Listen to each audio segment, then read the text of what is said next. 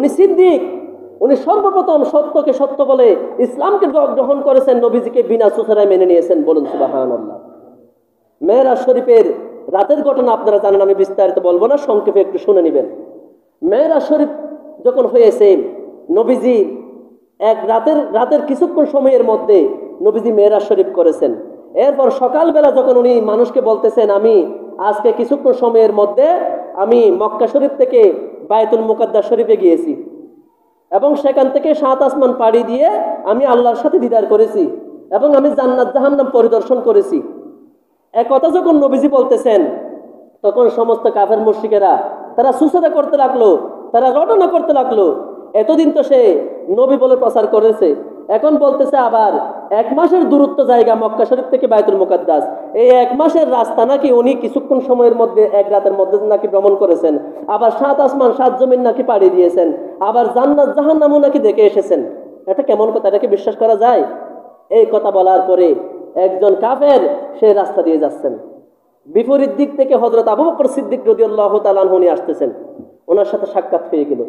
ওই কাফেরটা বলল, হে আবু বকর সিদ্দিক রাদিয়াল্লাহু তাআলা আনহু, আপনারা যাকে নবী বলে মানেন, উনি তো এখন বলতেছে উনি নাকি রাতারাতি ওই বায়তুল মুকাদ্দাস শরীফ গেছেন এবং সেখান থেকে 7 আসমান 7 জমিন পাড়ি দিয়ে জান্নাত জাহান্নাম পরিদর্শন করে এসেছেন। এটা কি আপনি বিশ্বাস করেন? তখন আবু বকর সিদ্দিক রাদিয়াল্লাহু তাআলা আনহু বলতেছেন, হে ব্যক্তি, তুমি কি নিজ কানে শুনেছো আমার নবীজির জবান মোবারকে এই কথা বলেছেন? ওই কাফের বলল, হ্যাঁ আমি নিজ কানে শুনে এসেছি, আপনি গিয়ে দেখেন। হযরত আবু বকর সিদ্দিক রাদিয়াল্লাহু তাআলা আনহু বলেন, হে কাফের, তুমি ভালো করে শুনে রাখো, আমার নবীজির জবান মুবারক থেকে যদি এই কথা বলা হয়, তাহলে আমি একবার নয়, দুইবার নয়, আমি 1000 বার, লক্ষ কোটি বার বিশ্বাস করি আমার নবীজি রাতারাতি 1 মাসের দূরত্বের রাস্তা মক্কা শরীফ থেকে বায়তুল মুকাদ্দাস শরীফ ভ্রমণ করেছেন এবং উনি 7 আসমান 7 জমিন পাড়ি দিয়ে আল্লাহর সাথে সাক্ষাৎ করেছেন। শুধু তাই নয়, উনি জান্নাত জাহান্নাম পরিদর্শন করেছেন। এটা আমি বিনা দলিলে বিশ্বাস করি। বলুন সুবহানাল্লাহ। এই কথাটি বলার সাথে সাথে আল্লাহ পাক রব্বুল আলামিন হযরত জিবরিল আলাইহিস সালাম ওনাকে নবীজির কাছে পাঠিয়ে দিলেন, ইয়া রাসূলুল্লাহ, ইয়া হাবিবাল্লাহ সাল্লাল্লাহু আলাইহি ওয়াসাল্লাম, আল্লাহ পাক রব্বুল আলামিন আমাকে পাঠিয়েছেন হযরত আবু বকর সিদ্দিক রাদিয়াল্লাহু তাআলা আনহু, উনি যখন আপনার কাছে আসবেন, এখনই উনি আসবেন, উনি আসার পরে আপনি ওনাকে সিদ্দিক বলে ডাক দিবেন। বলুন সুবহানাল্লাহ। হযরত আবু বকর সিদ্দিক রাদিয়াল্লাহু তাআলা আনহু নবীজির কাছে এসে সাক্ষাৎ করা মুহূর্তেই নবীজি ডাক দিলেন, হে সিদ্দিক আকবর, আপনি এদিকে আসুন। বলুন সুবহানাল্লাহ। তখন সবাই বলতে লাগলো, উনি সিদ্দিক হলো কিভাবে?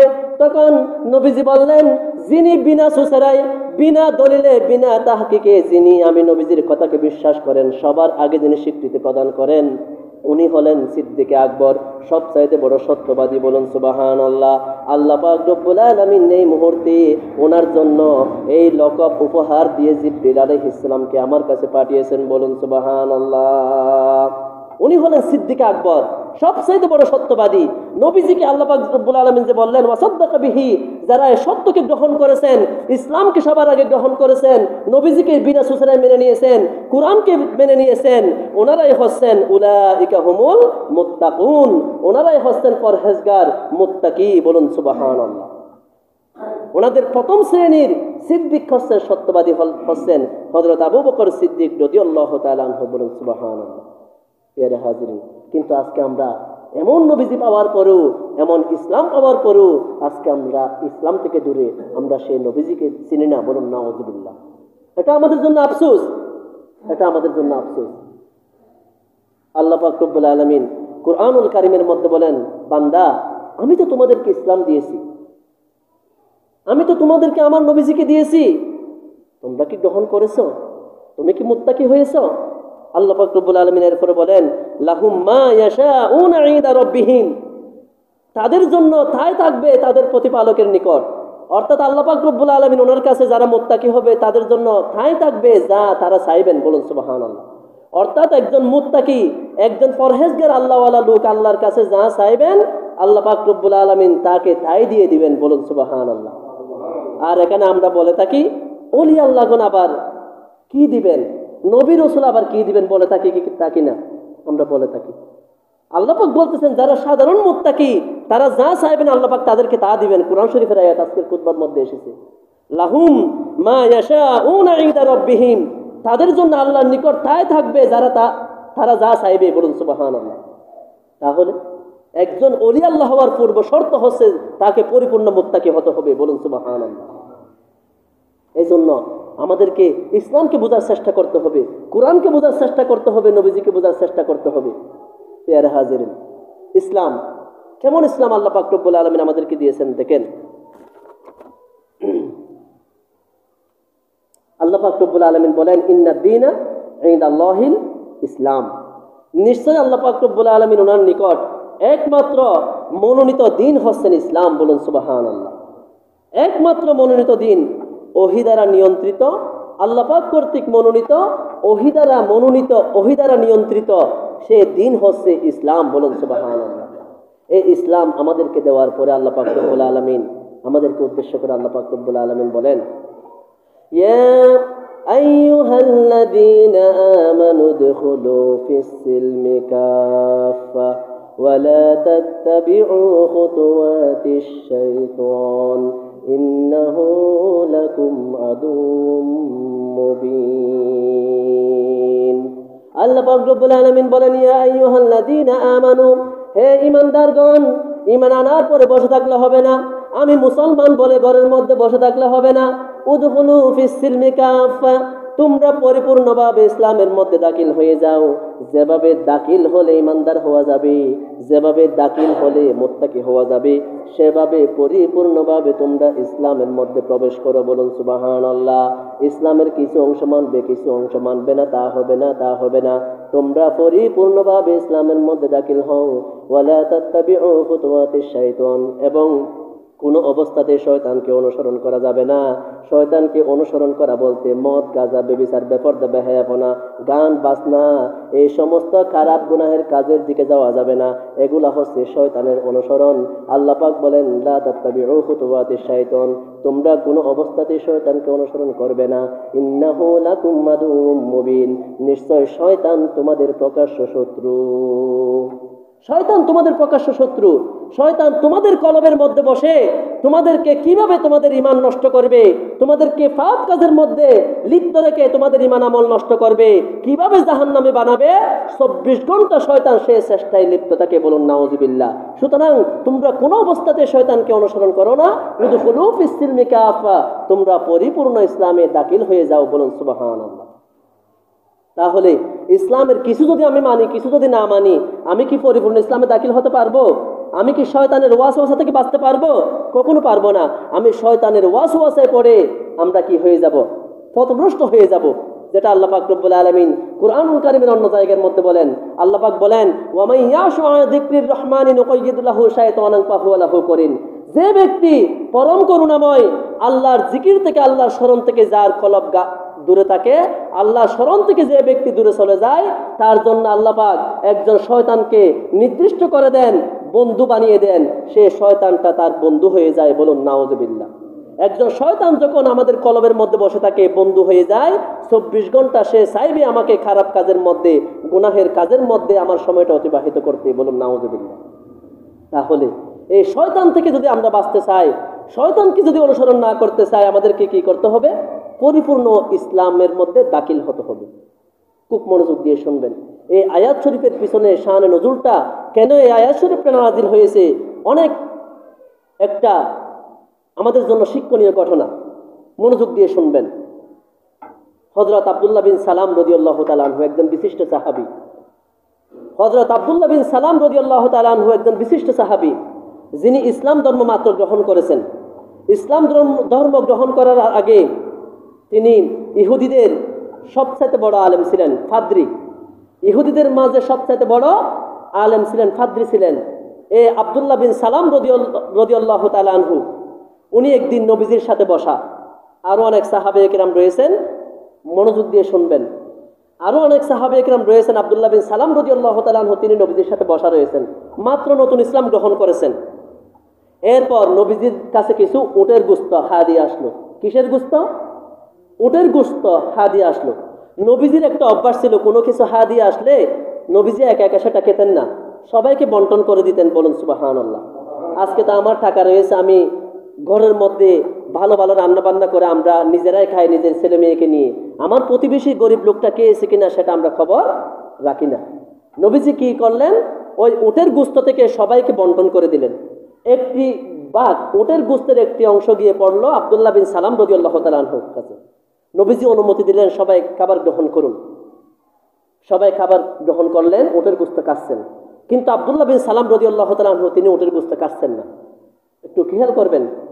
তখন নবীজি জানতে চাইলেন, হে আব্দুল্লাহ বিন সালাম রাদিয়াল্লাহু তাআলা আনহু, আপনি উটের গোস্ত কাটছেন না কেন? তখন উনি বললেন, ইয়া রাসূলুল্লাহ, ইয়া হাবিবুল্লাহ সাল্লাল্লাহু আলাইহি ওয়াসাল্লাম, বেয়াদবি মাফ করবেন, আমাকে উটের গোস্ত খাওয়া থেকে রুখসত দেওয়া হোক, আমাকে অনুমতি দেওয়া হোক যেন উটের গোস্ত না খেলেও চলে। কারণ হলো আমি ইসলাম ধর্ম গ্রহণ করার আগে ইহুদিদের বড় আলেম ছিলাম। ইহুদি ধর্মে উটের গোস্ত খাওয়া নিষিদ্ধ ছিল, হারাম ছিল। আমি জীবনে উটের গোস্ত খাই নাই, সেই জন্য যদিও আমি এখন ইসলাম ধর্ম গ্রহণ করেছি, কিন্তু আমার উটের গোস্ত খেতে একটু অপছন্দ লাগতেছে, দয়া করে আমাকে রুখসত দিন যেন উটের গোস্ত না খেলেও আমার চলে।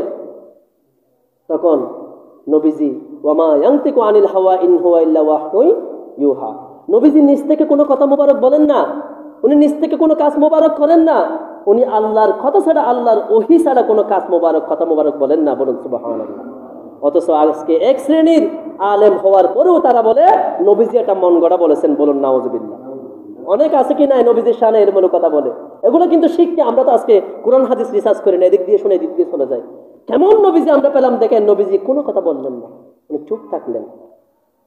সাথে সাথে আল্লাহ পাক রব্বুল আলামিন কুরআনুল কারীমের আয়াত শরীফ কেন নাজিল করে দিয়ে আল্লাহ পাক জানিয়ে দিলেন, ইয়া আইয়ুহাল্লাযীনা আমানু দুখুলু ফিস-সিলমি কাফা, হে ঈমানদারগণ, তোমরা মুসলমান হয়েছো ঠিক আছে, ঈমানদার বলে নিজেকে দাবি করো ঠিক আছে, শুধু ঈমানদার হলে হবে না, মুসলমান বলে নিজেকে দাবি করলে হবে না। উদখুলু ফিস-সিলমি কাফা, তোমরা পরিপূর্ণভাবে ইসলামের মধ্যে প্রবেশ করে যাও। বলুন সুবহানাল্লাহ। ইসলামের কিছু অংশ তুমি মানবে, কিছু অংশ মানবে না, সেটা হবে না। স্বাভাবিকভাবে কেউ যদি উটের গোশত না খায় তার কি গুনাহ হবে? গুনাহ হবে না। কিন্তু আমার নবীজি যখন তাকে উটের গোশত দিয়েছে, সেটা খাওয়া তার জন্য ফরজ হয়ে গেছে। বলুন সুবহানাল্লাহ। আমার নবীজি যখন তাকে দিয়েছে, তার জন্য সেটা খাওয়া কি হয়ে গেছে? আল্লাহ পাক সাথে সাথে আয়াত শরীফ নাজিল করলেন, হে আব্দুল্লাহ বিন সালাম রাদিয়াল্লাহু তাআলা আনহু, শুধু তোমার জন্য নয়, কিয়ামত পর্যন্ত যারা আমার নবীজির উম্মত আসবে সবার জন্য আমি এটা নিদর্শন হিসেবে রেখে দিলাম। সাবধান হয়ে যাও, সতর্ক হয়ে যাও। আমার নবীজি যে ইসলাম নিয়ে এসেছেন, যে বিধান নিয়ে এসেছেন, সেটা পরিপূর্ণ পালন করতে হবে। একটু কমানো যাবে না, একটু বাড়ানো যাবে না, পরিপূর্ণভাবে মানতে হবে। আমার নবীজির কথাবার্তা, মন ও সম্মতি, আচার আচরণ, চাল চলন বিনা সুসরে তোমার অন্তরস্থল থেকে মেনে নিতেই হবে। বলুন সুবহানাল্লাহ। এর বাইরে যদি তুমি যাও, লা তাত্তাবিউ খুতুওয়াতিশ শাইতান, শয়তানকে তোমরা অনুসরণ করবে না। অর্থাৎ নবীজির ইচ্ছার বিরুদ্ধে, নবীজির সুন্নাহর বিরুদ্ধে যা কিছু থাকবে, সমস্ত কিছু হচ্ছে শয়তানের অনুসরণ। বলুন নাউযুবিল্লাহ। এগুলো কিন্তু আমাদের জন্য শিক্ষা। আজকে আমরা সেই নবীজিকে, সেই সঠিক ইসলাম পাওয়ার পরে, সঠিক বিধান পাওয়ার পরেও আজকে আমরা ইসলাম থেকে দূরে আছি। বলুন নাউযুবিল্লাহ। প্রিয় হাজির, কেমন নবীজিকে আমরা পেলাম, উনি কেমন ইসলাম আমাদের জন্য নিয়ে এসেছেন। ইসলাম পাওয়ার পর অন্য কিছু আমাদের অনুসরণ করা যাবে না, কোনো কিছু অনুসরণ করা যাবে না। একটি হাদিস শরীফ মনোযোগ দিয়ে শুনবেন। আন হযরত জাবির রাদিয়াল্লাহু তাআলা আনহু عن النبي صلى الله عليه وسلم حين أتاه عمر عليه السلام فقال إنا نسمع حديثا من يهودا تعجبنا أفترى أن نكتب بعضها। একদিন হযরত জাবির রাদিয়াল্লাহু তাআলা আনহু থেকে হাদিস শরীফ কানা বর্ণিত, একদিন ওমর রাদিয়াল্লাহু তাআলা আনহু নবীজির কাছে আসলেন, এসে বললেন, ইয়া রাসূলুল্লাহ, ইয়া হাবিবাল্লাহ সাল্লাল্লাহু আলাইহি ওয়াসাল্লাম, ইহুদি নাসারার এমন অনেক সুন্দর সুন্দর কিছু ঘটনা আছে তাদের কিতাবের মধ্যে, ইনজিল শরীফের মধ্যে, তাওরাত শরীফের মধ্যে কিছু সুন্দর সুন্দর ঘটনা রয়েছে। এগুলা পড়তে আমাদের ভালো লাগে, আমাদের অনেক মহব্বত লাগে। আমি কি এখান থেকে কিছু লিখে রাখবো? ওমর রাদিয়াল্লাহু তাআলা আনহু বলতেছেন, ইয়া রাসূলুল্লাহ, ইয়া রাসূলুল্লাহ, মূসা আলাইহিস সালাম, ঈসা আলাইহিস সালাম, ওনাদের অনেক কাহিনী শুনতে আমাদের ভালো লাগে, ওনাদের অনেক জীবনী আমাদের ভালো লাগে। সেখান থেকে কি আমি কিছু লিখে রাখবো? আমি কি কিছু অনুসরণ করব? একটু খেয়াল করবেন। এরপরে নবীজি বলেন, ফাকালা আমতাহাউইকুনা তুম কামা তাহাওয়াকাতিল ইয়াহুদ ওয়ান নাসারা। নবীজি বললেন, হে ওমর, হে উমর ফারুক রাদিয়াল্লাহু তাআলা আনহু, কাফের মুশরিকরা তাদের দিন নিয়ে, তাদের ধর্ম নিয়ে যেমন সন্দেহের মধ্যে রয়েছে, আপনিও কি আপনার ইসলাম ধর্ম নিয়ে কোনো সন্দেহের মধ্যে আছেন? নবীজি বলতেছেন, হে উমর রাদিয়াল্লাহু তাআলা আনহু, কাফের মুশরিকরা তো সন্দেহের মধ্যে আছে তাদের দিন নিয়ে, তাদের ধর্ম নিয়ে। কারণ হিন্দু, বৌদ্ধ, খ্রিস্টান, ইহুদি ধর্ম সমস্ত কিছুকে আল্লাহ পাক রব্বুল আলামিন বাতিল ঘোষণা করেছেন। তারা তো সন্দেহের মধ্যে রয়েছে তাদের ধর্ম সঠিক কিনা। কিন্তু আল্লাহ পাক তো বলেছেন, ইন্নাদ দীনা ইনদাল্লাহিল ইসলাম, নিশ্চয় আল্লাহ পাক রব্বুল আলামিন ইসলামকে মনোনীত দিন করে পাঠিয়েছেন। একমাত্র মনোনীত দিন, প্রতিষ্ঠিত দিন, শ্রেষ্ঠ দিন হচ্ছেন ইসলাম। বলুন সুবহানাল্লাহ। আপনি এমন ইসলাম পাওয়ার পরে কেন আপনি মুসা আলাইহিস সালামকে অনুসরণ করবেন? এমন ইসলাম পাওয়ার পরেও কেন আপনি ঈসা আলাইহিস সালামকে অনুসরণ করবেন? আপনি কোরআন পাওয়ার পরেও কেন আপনি তাওরাত শরীফ, ইনজিল শরীফ অনুসরণ করবেন? আপনার কি সন্দেহ রয়েছে কোরআনের মধ্যে, ইসলামের মধ্যে? আমি নবীজির মধ্যে কি আপনার কোনো সন্দেহ রয়েছে? তখন ওমর রাদিয়াল্লাহু তাআলা আনহু বললেন, ইয়া রাসূলুল্লাহ, ইয়া হাবিবাল্লাহ সাল্লাল্লাহু আলাইহি ওয়াসাল্লাম, আমার পিতামাতা আপনার জন্য কুরবান হোক, আমার কোনো সন্দেহ নাই। ইসলাম হচ্ছে একমাত্র মনোনীত দিন, শ্রেষ্ঠ ধর্ম। বলুন সুবহানাল্লাহ। এরপরে নবীজি বলেন, লাকাদ জিতুকুম বিহা বাইদা নাকিয়াতাও ওয়ালাউ কানা মূসা আলাইহিস সালামু হাইয়াম মা ওয়াসিআহু ইল্লা ইত্তিবাই।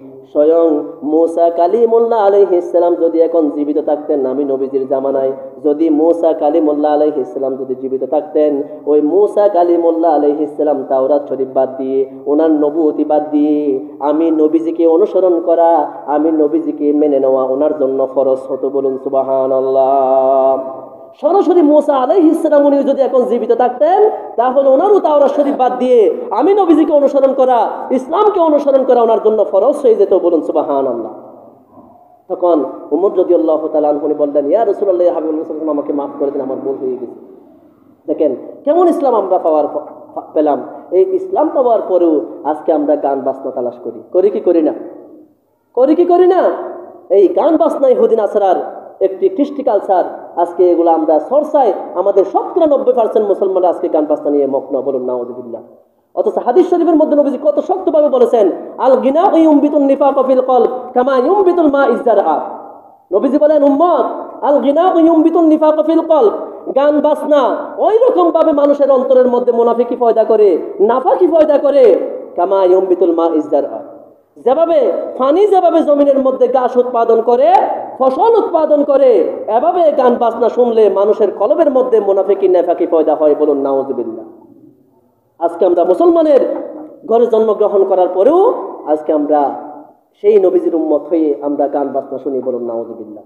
আর শক্তভাবে নবীজি বলেছেন, একটু খেয়াল করবেন যুবক ছেলেরা, নবীজি বলেন, ইস্তিমাউল মালাহি মাসিয়া, ইস্তিমাউল মালাহি মাসিয়া।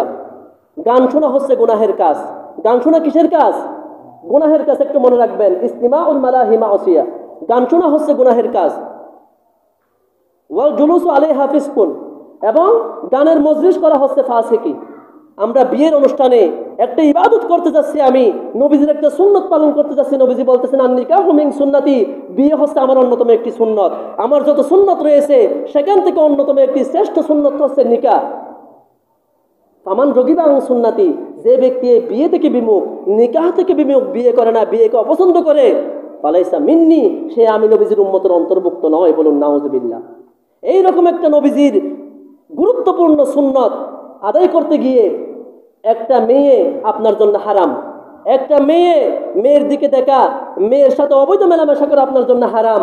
সে হারাম মেয়ে আপনার জন্য হালাল হয়ে যায় বিবাহের মাধ্যমে, ঠিক কিনা? এইরকম একটা ইবাদত আমরা করতে গিয়ে কি করি? মেহেদি অনুষ্ঠান নামে আমরা আজকে গান বাজনার আসর করে থাকি। বলুন নাউযুবিল্লাহ। ৯০% মানুষের বিয়ের মধ্যে, মুসলমানের বিয়ের মধ্যে এগুলা হয়। কেন? আমরা কি আমাদের ইসলাম পেয়ে খুশি হতে পারি নাই? আমাদের ইসলাম কি অপরিপূর্ণ? আমাদের হুঁশ ফিরে আনতে হবে, নচেত আমাদের হায়াত শেষ হয়ে যাবে। কবরে গেলে জাহান্নামের আগুনে জ্বলা ছাড়া আমাদের কোনো গতি থাকবে না। অন্তত এই গান থেকে আপনারা ফিরে থাকবেন। এরপরে নবীজি বলেন, ওয়া তালাজ্জুজু বিহা মিনাল কুফর, এবং গানের স্বাদ উপভোগ করা, মজা নেওয়া, সেটা হচ্ছে কুফরি, কাফের হয়ে যায়। বলুন নাউযুবিল্লাহ। গানের স্বাদ বলতে আমরা অনেকে গান শুনি না, গান শোনার পরে আমরা মজা নিই কিনি না। অনেক সময় আমরা চেহারা অন্যরকম করি, শরীরকে নাচিয়ে তুলি আমরা। কেন? একটা 7 লাখে মজা লাগে। এই গান শুনে যদি কেউ মজা নেয় তাহলে সে কুফরি করলো, সে ইসলাম থেকে বের হয়ে গেল। বলুন নাউজুবিল্লাহ। এই গান আমরা মনে করি এটা ছোট্ট একটা বিষয়, অনেক গুরুত্বপূর্ণ একটা বিষয়। গান ইসলামের জন্য অনেক খারাপ একটা বিষয়। এখান থেকে আপনারা ফিরে থাকবেন, পরিপূর্ণ ইসলামে দাখিল হন। আল্লাহ পাক রব্বুল আলামিন বলেন, হুয়াল্লাযী আরসালা রাসূলাহু বিল হুদা ওয়া দীনিল হক লিইয়ুযহিরাহু আলাদ দীনি কুল্লি ওয়া কাফা বিল্লাহি শাহীদা। আল্লাহ পাক রব্বুল আলামিন বলেন, বান্দা তোমরা কেন, তোমাদের জন্য হুয়াল্লাযী আরসালা রাসূলাহু বিল হুদা ওয়া দীনিল হক, তোমাদের জন্য হেদায়েত সহ সত্য দিন নিয়ে আমার রাসূল সাল্লাল্লাহু আলাইহি ওয়াসাল্লামকে আমি পৃথিবীর বুকে পাঠিয়েছি। উনি আমার হাবিব, উনি আমার বন্ধু, ওনাকে আমি আমার সাথে রেখে দিতে পারতাম, কিন্তু আমি মোহাব্বত করে তোমাদের প্রতি অনুগ্রহ করে আমার হাবিবকে জমিনে প্রেরণ করেছি। কেন? সত্য দিন নিয়ে, সঠিক দিন ইসলাম নিয়ে আমি আমার হাবিবকে পৃথিবীর বুকে পাঠিয়েছি। কেন? লিইয়ুযহিরাহু আলাদ দীনি কুল্লি। এবং নবীজি আসার পরে সমস্ত ধর্ম বাতিল হয়ে গেছে, নতুন করে কোনো ওহী নাজিল হবে না, কোনো ধর্মও আসবে না। এবং কোনো মানব রচিত, আজকে আমরা বলি ইসলামের নামে তন্ত্রমন্ত্র আমরা করে থাকি, ইসলামের নামে আমরা ইসলামের নাম দিয়ে অনেক কিছু করি না, এগুলার কোনো ভিত্তি ইসলামের মধ্যে নাই। আল্লাহ পাক বলেন, লিইয়ুযহিরাহু আলাদ দীনি কুল্লি। অন্য সমস্ত মতবাদ, সমস্ত দিনকে পূর্বের ওহী দ্বারা নিয়ন্ত্রিত হোক এবং ভবিষ্যতের মানব রচিত হোক, সমস্ত কিছুকে বাতিল ঘোষণা করে আল্লাহ পাক হেদায়েত সহ সত্য দিন নিয়ে আমার নবীজিকে পাঠিয়েছেন। বলুন সুবহানাল্লাহ। ওয়া কাফা বিল্লাহি শাহীদা। এ ব্যাপারে কারো সাক্ষীর কোনো প্রয়োজন নাই, স্বয়ং আল্লাহ পাক রব্বুল আলামিন সাক্ষী হিসেবে যথেষ্ট। বলুন সুবহানাল্লাহ। কেমন দিন ইসলাম আমরা পেলাম, এই ইসলাম পাওয়ার পরও আজকে আমরা নারাজ, আমাদের মন মরা। কেন আমরা হীনমন্যতায় ভুগবো বলেন? মুসলমানরা সমস্ত কিছুর মালিক, মুসলমান সমস্ত কিছুর উপর ক্ষমতাবান। মুসলমানদের কাফের মুশরিকরা আল্লাহ পাক সৃষ্টি করেছেন মুসলমানের গোলামি করার জন্য। আজকে আমরা সেই মুসলমান হয়ে আজকে আমরা কাফের মুশরিকের গোলামি করতেছি। বলুন নাউজুবিল্লাহ। তাদের পিছনে পিছনে ঘুরি 2 টাকা পাওয়ার জন্য, একটু ক্ষমতা পাওয়ার জন্য। আফসোস লাগে, এই নির্বাচনকে ঘিরে আমি দেখতেছি আসলে রাজনীতির কোনো বিষয় আমাদের বলা উচিত নয়, আমরা রাজনীতি করিও না, রাজনীতির কোনো প্রয়োজন আমরা মনে করি না। কিন্তু এই রাজনীতি করতে গিয়ে বিশেষ করে বান্দারবানে আপনারা দেখবেন একজন মারমা, তাকে ঘিরে অনেক মুসলমানের ছেলেরা স্ট্যাটাস দিচ্ছে কি উনি আমাদের অহংকার, উনি আসলে আমাদের জন্য অনেক কিছু হবে, ওনার অনুষ্ঠানে বসতে পেরে তারা আলহামদুলিল্লাহ বলতেছে। বলুন নাউজুবিল্লাহ। হাই রে আফসোস, মুসলমানের জ্ঞান কোথায় গেছে? মুসলমানের আকল কোথায় গেছে? আমি মুসলমান, আমি একটা বিধর্মীর ফাইয়ে আমার মাথাটাকে নত করে দিচ্ছি। বলুন নাউজুবিল্লাহ। কেন? তোমাকে তো আল্লাহ পাক শ্রেষ্ঠত্ব দিয়ে সৃষ্টি করেছেন, তোমাকে আশরাফুল মাখলুকাত করেছেন, সমস্ত সৃষ্টির মধ্যে তোমাকে শ্রেষ্ঠত্ব দিয়েছেন। কেন তুমি সেই নবীজিকে বলে গেলে, ইসলামকে বলে গেলে বান্দা? আল্লাহ পাক রব্বুল আলামিন কিন্তু আমাদেরকে পরকালে ছাড় দিবেন না। আমরা মনে করি আমরা নাজাত পাবো না, এত সহজ নয়। আল্লাহ পাক আমাদেরকে সঠিকটাও দেখিয়ে দিয়েছেন এবং ভুল পথ কোনটা সেটাও দেখিয়ে দিয়েছেন নবীজির মাধ্যমে। আমরা যদি নবীজিকে পরিপূর্ণ অনুসরণ করি তাহলে আমরা সঠিক পথের উপর থাকতে পারবো, সিরাতুল মুস্তাকিমের উপর থাকতে পারবো, আমরা নাজাত পাবো। আর যদি আমরা নবীজির আদর্শ থেকে বের হয়ে যাই, মন গড়া তর্জ তরিকা, কাফের মুশরিকের তর্জ তরিকা যদি অনুসরণ করি, মেনে চলি, অনুসরণ করি, তাহলে আমরা পথভ্রষ্ট হয়ে জাহান্নামের তলে আমরা তলিয়ে যাব। বলুন নাউজুবিল্লাহ। প্রিয় হাজিরিন, ইসলামকে বোঝার চেষ্টা করুন। আমি সবাইকে অনুরোধ করবো অন্তত মুসলমান হিসেবে 5 ওয়াক্ত নামাজ পড়বেন, মিথ্যে কথা বলবেন না, গান বাজনা থেকে দূরে থাকুন। আজকে আপনি প্রতিজ্ঞা করুন, একটি ছোট্ট 2 মিনিট আমার বাস্তব জীবনে একটা কথা বলে আমি শেষ করে দেবো। আমি কিন্তু পূর্বের জীবনে আমরাও অনেক কিছু করি নাই? আমরা যখন মাদ্রাসায় পড়ার আগে আমরা অনেক কিছু করেছি। আমার মোবাইলে শত শত হাজার হাজার গান ছিল, এটা বাস্তব কথা, গোপন কথা আমি বলতেছি, হাজার হাজার গান ছিল। আমাকে একজন ব্যক্তি যিনি ইসলামের দাওয়াত দিয়েছেন তিনি বলতেছেন, রাকিব তুমি তো গান শোনা তো এরকম। সে কিন্তু আমাকে এভাবে বোঝায় নাই, আরো সহজভাবে বুঝিয়েছে। তারপরেও আমার ভিতরে এটা কাজ করেছে, বলতেছে গান তো শোনা যায় না, তোমার মোবাইলে তো অনেক গান রয়েছে, এগুলো তুমি ডিলিট করে দাও। তখন আমি বললাম, দেখেন আমি এখন ডিলিট করতেছি মুখস্থ, মোবাইলের সমস্ত ফাংশনগুলা আমার মুখস্থ ছিল, আমি মোবাইলের দিকে দেখি না, এভাবে ডিলিট করতেছি, 32 জিবি মেমোরি এভাবে ডিলিট করে দিয়েছি। সে বলতেছে এখানে ডিলিট করিও না, তুমি তো আমার সামনে ডিলিট করবে, আবার তুমি চাইলাম কম্পিউটারের দোকানে দিয়ে 20 টাকা দিয়ে তুমি ঢুকাতে পারবে না? দেখেন কত সস্তা করে দিয়েছে, 20 টাকা দিলে হাজার হাজার গান আমাদেরকে দিয়ে দেয়, অশ্লীল ভিডিও আমাদেরকে দিয়ে দেয়। কেন? টাকা না দিলেও দিবে। কেন? আপনার ইমানটাকে নষ্ট করার জন্য। বলুন নাউজুবিল্লাহ। কিন্তু আমরা এগুলো সূক্ষ্ম বিষয়গুলো আমরা বুঝি না। তখন আমি বললাম, সে বললো তুমি তো এখন ডিলিট করছো, আবার তো তুমি কম্পিউটারের দোকানে গিয়ে 20 টাকা দিয়ে তুমি ঢুকিয়ে নিবে গান, তোমার অন্তর থেকে আগে ডিলিট করো। তখন আমি তাকে চ্যালেঞ্জ করলাম, দেখো আজ থেকে 15 বছর আগে আমি তাকে চ্যালেঞ্জ করলাম, দেখেন আপনার সাথে আমি হাসির ছলে গানটা ডিলিট করেছি, আর জীবনেও আমার মোবাইলে এটা ঢুকবে না। আলহামদুলিল্লাহ এই পর্যন্ত গান শোনা তো দূরের কথা, গান ঢুকানো তো দূরের কথা, কোনো বাজনা পর্যন্ত আমাদের রিংটোন হিসেবে আমরা ব্যবহার করি না। বলুন আল্লাহু আকবার। কোনো বাজনা হিসেবে এই যে মোবাইলের রিংটোনগুলো আছে সবগুলো কিন্তু বিভিন্ন গানের একটা অংশ, টুন, এগুলো ইউজ করা মুসলমানের জন্য জায়েজ নেই।